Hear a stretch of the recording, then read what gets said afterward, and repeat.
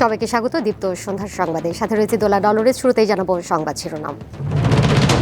ট্রাইব্যুনালে এনসিপি আহ্বায়ক নাহিদের সাক্ষ্য, জুলাই হত্যায় জড়িত সব বাহিনীর বিচারের দাবি। নেপালে সরকার বিরোধী বিক্ষোভে নিহতদের শহীদ ঘোষণা, শোক দিবসের রাষ্ট্রীয় মর্যাদায় শেষকৃত্য। এশিয়া কাপে আজ পাকিস্তানের প্রতিপক্ষ সংযুক্ত আরব আমিরাত, খেলা শুরু রাত 8:30টায়।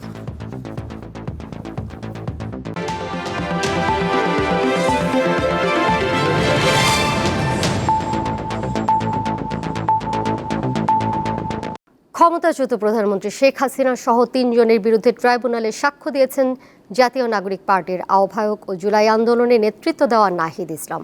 বুধবার বিচারপতি গোলাম মর্তুজা মজুমদারের নেতৃত্বাধীন 3 সদস্যের আন্তর্জাতিক অপরাধ ট্রাইব্যুনাল 1-এ তিনি 47তম সাক্ষী হিসেবে জবানবন্দি দেন। এর আগে এই মামলার সাক্ষী দৈনিক আমার দেশ পত্রিকার সম্পাদক মাহমুদুর রহমানের সাক্ষ্য পরবর্তী জেরা শেষ হয়। সাক্ষী জুলাই হত্যাযজ্ঞে সেনাবাহিনী সহ সব বাহিনীর জড়িত সদস্যদের বিচারের আওতায় আনার দাবি জানিয়েছেন নাহিদ ইসলাম। বৃহস্পতিবার পুনরায় তার সাক্ষ্য গ্রহণ করা হবে।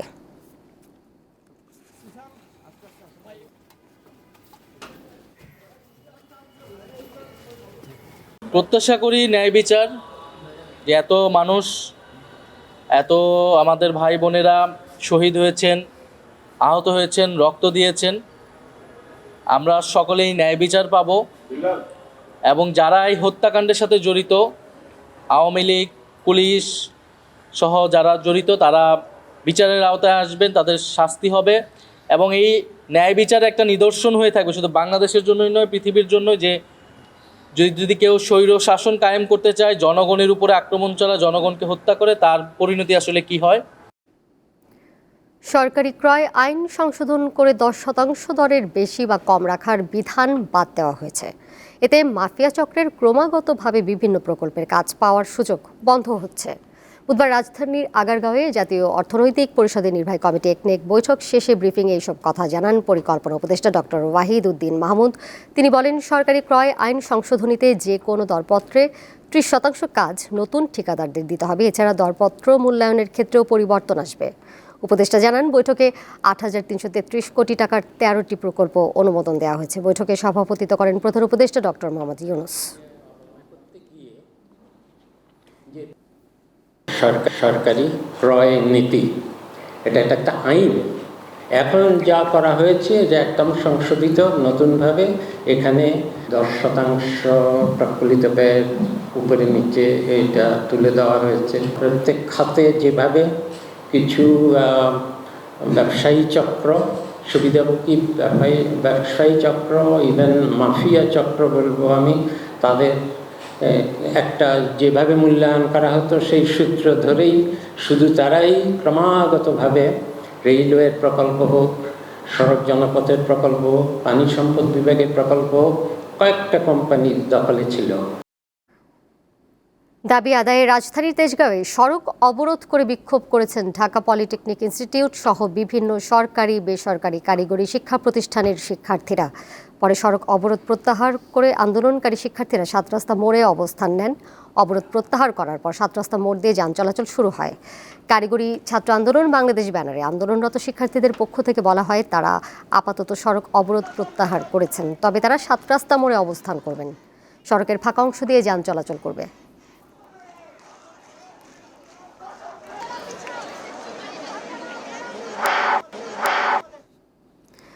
7 দফা দাবিতে দেশের বিভিন্ন স্থানে পলিটেকনিক ইনস্টিটিউটের শিক্ষার্থীরা সড়ক ও রেলপথ অবরোধ করে বিক্ষোভ করেছে। বুধবার সকাল 8:30টায় দিনাজপুর পলিটেকনিক ইনস্টিটিউটের সামনে বিক্ষোভ শুরু করে শিক্ষার্থীরা। তারা মহাসড়কে ব্যারিকেড দিয়ে যান চলাচল বন্ধ করে দেয়। এতে সড়কে দীর্ঘ যানজট সৃষ্টি হয়। রেল লাইনে শিক্ষার্থীরা বসে পড়লে ঢাকার সাথে উত্তরাঞ্চলের রেল যোগাযোগ বন্ধ হয়ে যায়। পরে প্রশাসনের আশ্বাসে কর্মসূচি প্রত্যাহার করে শিক্ষার্থীরা। গাজীপুরে চান্দনা চৌরাস্তায় ঢাকা ময়মনসিংহ মহাসড়ক অবরোধ করে ডিপ্লোমা প্রকৌশলীরা। কর্মসূচির কারণে ভোগান্তিতে পড়েন জনসাধারণ। এছাড়া ঢাকা টাঙ্গাইল যমুনা সেতু মহাসড়ক অবরোধ করে টাঙ্গাইল পলিটেকনিক ইনস্টিটিউটের শিক্ষার্থীরা। এই সময় মহাসড়কের 2 পাশে যান চলাচল বন্ধ হয়ে যায়।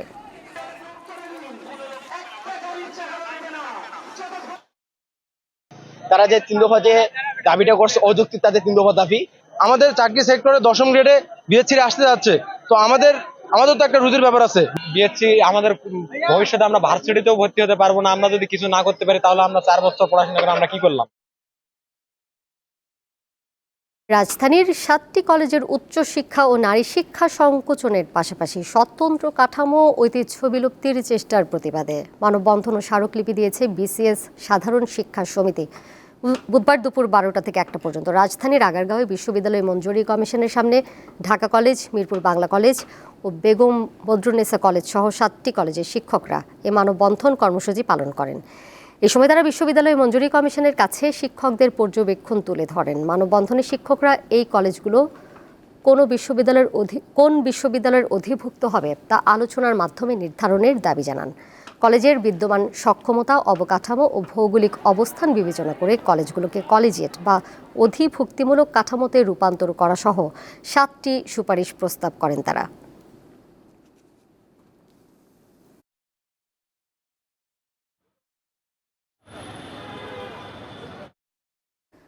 বাগেরহাটে 4টি সংসদীয় আসন পুনর্বহালের দাবিতে জেলা ও উপজেলা নির্বাচন অফিসের সামনে বিক্ষোভ মিছিল ও অবস্থান কর্মসূচি পালন করেছে সর্বদলীয় সম্মিলিত কমিটি। বুধবার সকাল 9টা থেকে দুপুর 1টা পর্যন্ত বাগেরহাট জেলা নির্বাচন অফিসের সামনে অবস্থান নেন আন্দোলনকারীরা। এছাড়া 9টি উপজেলার সকল নির্বাচন অফিসের সামনে সকালে এই কর্মসূচি পালিত হয়। নতুন কর্মসূচি হিসেবে আগামীকালও নির্বাচন অফিসের সামনে অবস্থান কর্মসূচি ঘোষণা করেন সর্বদলীয় সম্মিলিত কমিটির নেতারা। দাবি না মানা হলে বৃহস্পতিবার নতুন কর্মসূচি ঘোষণার কথাও জানান তারা।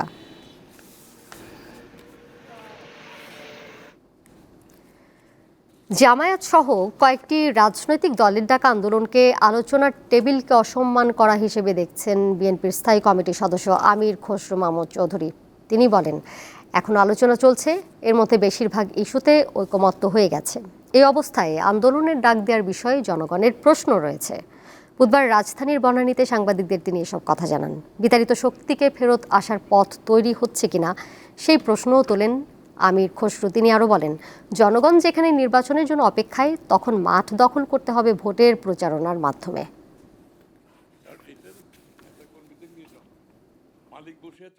বিভিন্ন রাজনৈতিক দল, বিভিন্ন দর্শন, আমাদের চিন্তা ভাবনা সবকিছু তো আলাদা। এখানে যে জায়গাটা ঐক্যমত হয় নাই, তো সেই জায়গাটার উপর ধরে আপনি ঐক্যমত যদি সেই বিষয়টা ধরে আপনি যদি একটা কর্মসূচিতে চলে যান, তার মানে কি?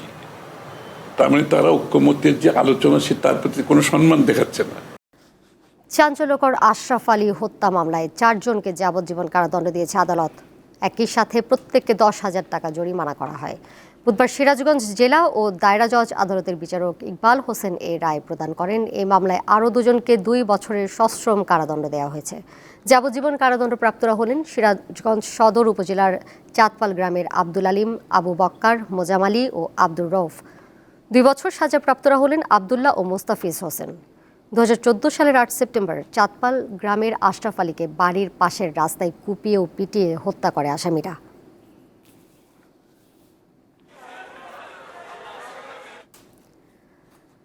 ঢাকা সিলেট মহাসড়কের হবিগঞ্জ জেলার নবীগঞ্জে বাস চাপায় মা ছেলে সহ পৃথক সড়ক দুর্ঘটনায় 4 জনের মৃত্যু হয়েছে। নিহতরা হলেন বানিয়াচং উপজেলার সাগরদিঘি পশ্চিমপাড় গ্রামের শামীম আক্তার, তার 5 বছরের ছেলে তৌকির আহমেদ, হবিগঞ্জ সদর উপজেলার নোয়াহাটির জয়ঙ্কর রায় ও বাগেরহাটের ফুরকান আলী।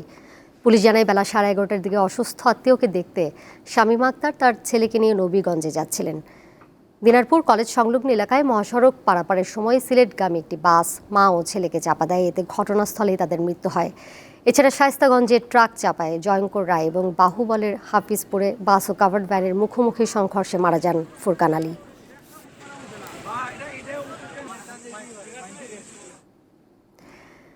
বাজারে এলো মাত্র 10 টাকার বোতলজাত বিশুদ্ধ পানি আকিজ ড্রিঙ্কিং ওয়াটার। বুধবার রাজধানীর একটি হোটেলে এক জমকালো অনুষ্ঠানের মধ্য দিয়ে আকিজ ফুড অ্যান্ড বেভারেজ নতুন এই ব্র্যান্ড বাজারে আনে। একই সঙ্গে অ্যাক্টিভ পালস হাফ ম্যারাথনের অফিসিয়াল ড্রিঙ্কিং ওয়াটার পার্টনার হওয়ার ঘোষণা দেয় আকিজ ড্রিঙ্কিং ওয়াটার।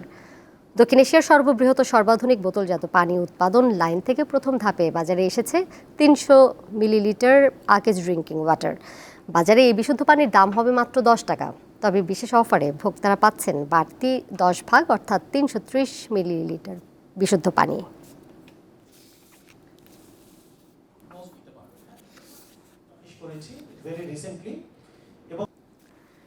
নেপালে সরকার বিরোধী বিক্ষোভে নিহতদের শহীদ ঘোষণা করে রাষ্ট্রীয় মর্যাদায় তাদের শেষকৃত্য অনুষ্ঠিত হয়েছে। বুধবার দেশটিতে জাতীয় শোক ঘোষণা করেছে সুশীলা কার্কির নেতৃত্বাধীন অন্তর্বর্তী সরকার। সকালে বিক্ষোভে নিহতদের স্মরণে একটি শেষকৃত্য অনুষ্ঠানে আয়োজন করা হয়। এই সময় দেশের পরিবর্তনের জন্য যারা জীবন উৎসর্গ করেছিলেন তাদের প্রতি শেষ শ্রদ্ধা জানাতে পশুপতিনাথ এলাকায় হাজার হাজার মানুষ জড়ো হন। শেষকৃত্যের পর নিহতদের মরদেহ জাতীয় পতাকায় মুড়িয়ে তাদের নিজ নিজ শহরে সরকারি বিমানের মাধ্যমে পাঠানো হয়।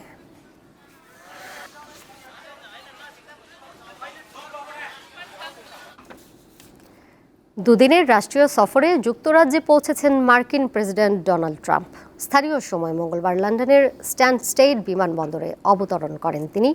দায়িত্ব পালনকালে কোনো মার্কিন প্রেসিডেন্টের এটি মাত্র দ্বিতীয় রাষ্ট্রীয় সফর। এই সফরের মধ্য দিয়ে লন্ডন ওয়াশিংটনের বিশেষ সম্পর্ক আরও সুদৃঢ় হবে বলে আশা করা হচ্ছে। সফরের আগে যুক্তরাষ্ট্রের অর্থমন্ত্রী স্কট বেসেন্ট এবং যুক্তরাজ্যের অর্থমন্ত্রী রেচেল রিভস অর্থনৈতিক সহযোগিতা জোরদার একটি ট্রান্স আটলান্টিক টাস্ক ফোর্স গঠনের ঘোষণা দেন। আজ উইন্ডসর ক্যাসেলে রাজা তৃতীয় চার্লস আনুষ্ঠানিকভাবে তাকে বরণ করবেন।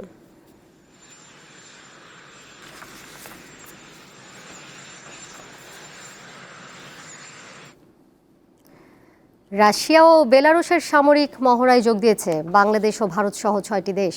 5 দিনব্যাপী মহড়ার নাম জাপাত 2025। রাশিয়ার রাষ্ট্রীয় সংবাদ সংস্থা তাসের বরাতে এই তথ্য জানিয়েছে সংবাদ মাধ্যম আল জাজিরা। তাস জানিয়েছে মস্কোর সঙ্গে দীর্ঘস্থায়ী প্রতিরক্ষা সম্পর্ককে মজবুত করতে এই সামরিক মহড়ায় যোগ দিয়েছে দিল্লি। আরও যোগ দিয়েছে Iran, Bangladesh, Burkina Faso, Democratic Republic of Congo ও মালি। 12 সেপ্টেম্বর থেকে 16 সেপ্টেম্বর পর্যন্ত এই যৌথ মহড়া অনুষ্ঠিত হয়। মহড়ায় অংশ নেয় 1 লাখ সেনা এবং পারমাণবিক সক্ষমতা সম্পন্ন বোমারু বিমান ও যুদ্ধ জাহাজ প্রদর্শন করা হয়। খেলার খবর। টুর্নামেন্টের সুপার 4 নিশ্চিতের লড়াইয়ে আজ রাত 8:30টায় মুখোমুখি হচ্ছে পাকিস্তান ও সংযুক্ত আরব আমিরাত। ওমানের বিপক্ষে 93 রানের বড় জয় দিয়ে এবারের এশিয়া কাপ শুরু করে পাকিস্তান। অবশ্য বড় জয়ের পর গ্রুপে নিজেদের দ্বিতীয় ম্যাচে ভারতের কাছে 7 উইকেটে হারে তারা। অন্যদিকে ভারতের কাছে পাত্তাই পায়নি আরব আমিরাত, তবে ওমানকে 42 রানে হারিয়ে প্রথমবারের মতো সুপার 4-এ খেলার আশা বাঁচিয়ে রাখে তারা। এই গ্রুপ থেকে এরই মধ্যে সুপার 4 নিশ্চিত করেছে বর্তমান চ্যাম্পিয়ন ভারত। নারী ফুটবল প্রীতি ম্যাচ খেলতে ঢাকায় পৌঁছেছে Chinese universities football women's united team. Bangladesh ও চীনের কূটনৈতিক সম্পর্কের 50 বছর পূর্তিতে আজ ঢাকায় পৌঁছায় সফরকারী দল। আগামী 20 সেপ্টেম্বর বাংলাদেশ অনূর্ধ্ব-17 নারী ফুটবল দলের বিপক্ষে প্রীতি ম্যাচ খেলবে তারা। চীনের বিপক্ষে প্রীতি ম্যাচটি হবে ঢাকা জাতীয় স্টেডিয়ামে।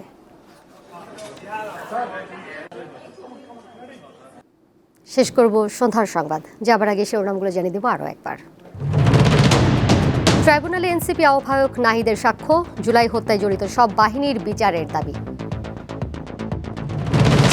নেপালে সরকার বিরোধী বিক্ষোভে নিহতদের শহীদ ঘোষণা, শোক দিবসের রাষ্ট্রীয় মর্যাদায় শেষকৃত্য। এশিয়া কাপে আজ পাকিস্তানের প্রতিপক্ষ সংযুক্ত আরব আমিরাত। খেলা শুরু রাত 8:30টায়।